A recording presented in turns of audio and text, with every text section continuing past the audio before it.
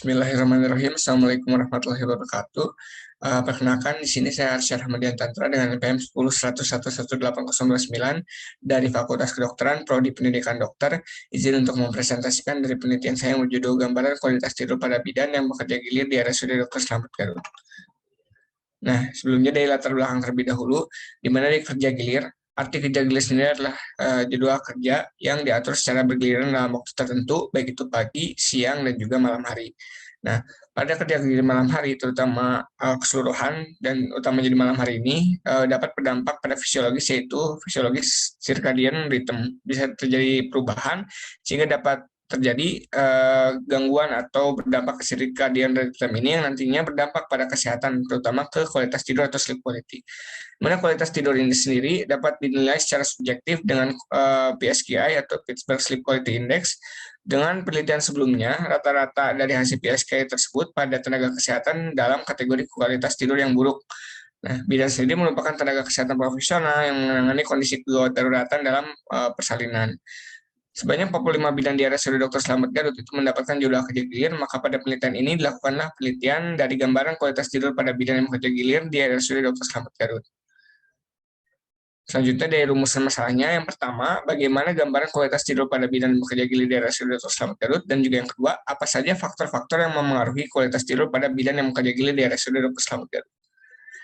Untuk subjek penelitian, tentunya bidan yang kerja gilir aktif di RSUD Dr. Slamet Garut pada tahun 2021, teknik melihat sampel sesuai dengan kriteria inklusi dengan teknik purposive sampling, ukuran sampel menggunakan total sampel sebanyak 45 orang, dan juga untuk rancangan penelitian ini adalah penelitian deskriptif observasional melalui pendekatan cross-sectional.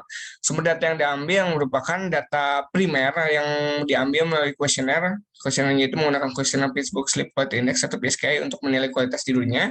Dan waktu penelitian ini dilakukan dalam rentan waktu 29 Juli 2021 sampai 18 September tahun 2021.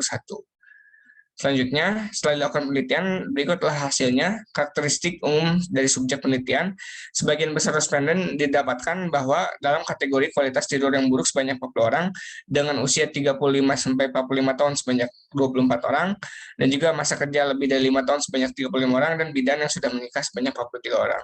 Dilanjutkan, masih sama, sebagian besar responden itu bekerja di ruangan kerja Fellows Kamar dengan BMI yang normal sebanyak, tadi bekerja di ruangan Fellows Kamar sebanyak 27 orang, dan juga BMI normal sebanyak 25 orang. Dan yang terakhir dengan bidan yang jarang berolahraga sebanyak 33 orang. Pada hasil penelitian tersebut dilakukanlah suatu pembahasan. Yang pertama dari usia dan juga kualitas tidurnya, di mana mayoritas bidan dengan kualitas tidur yang buruk itu berada usia 35-45 tahun. Hal ini dapat terjadi karena semakin meningkatnya usia, maka kebutuhan kualitas tidur itu semakin meningkat. Karena semakin tingginya usia itu, maka menurunnya fungsi fisiologis seperti aktivitas listrik, hormonal, dan juga ekspresi gen dari sel suprachiasmatic nucleus yang mengganggu circadian rhythm. Nah, selanjutnya juga dari masa kerja dan juga kualitas tidurnya, bidan dengan masa kerja 1 dan juga 3-5 tahun itu seluruhnya dengan kualitas tidur yang buruk. Hal ini dapat terjadi karena gangguan pola tidur itu memang biasanya terjadi pada 5 tahun pertama karena masih proses adaptasi. Selanjutnya dari status pernikahan dan juga kualitas tidurnya, mayoritas bidan dengan kualitas tidur buruk itu adalah bidan yang sudah menikah. Dan juga perlu diperhatikan bidan yang sudah cerai seluruhnya dengan kategori kualitas tidur yang buruk. Untuk bidan yang sudah menikah, hal ini dapat terjadi karena bidan tersebut berperan sebagai ibu rumah tangga, sehingga dapat diartikan sebagai faktor lain yang mempengaruhi dari kualitas tidurnya. Selanjutnya dari yang sudah cerai itu dapat dipengaruhi karena adanya faktor stres dan juga faktor psikologis. Dari ruangan kerja dan juga kualitas tidurnya itu dari mayoritas bidan dengan kualitas tidur berada di ruangan VK, dan juga perlu diperhatikan bahwa bidan di ruangan ponek seluruhnya dengan kualitas tidur yang buruk.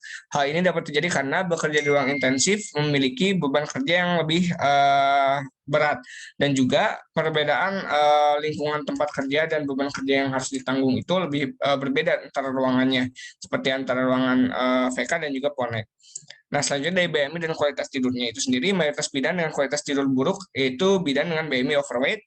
Hal ini dapat terjadi karena kurangnya tidur dapat mengakibatkan ketidakseimbangan antara hormon ghrenin dan leptin, menyebabkan adanya ketidakseimbangan atau terganggunya dari nafsu makan. Nah, selanjutnya yang terakhir ada aktivitas fisik dan juga kualitas tidur. Mayoritas bidan dengan kualitas tidur yang buruk itu adalah bidan yang jarang berolahraga. Hal ini dapat terjadi karena olahraga itu meningkatkan suhu inti tubuh pada region anterior hipotalamus yang aktif nantinya dan akan kompensasinya itu mengurangi panas dengan cara fasilitasi. Otomatis jika fasilitasi dari peredaran darahnya itu seluruh tubuh makin baik sehingga bidan yang berolahraga memiliki kualitas tidur biasanya yang lebih baik bila dibandingkan yang jarang berolahraga.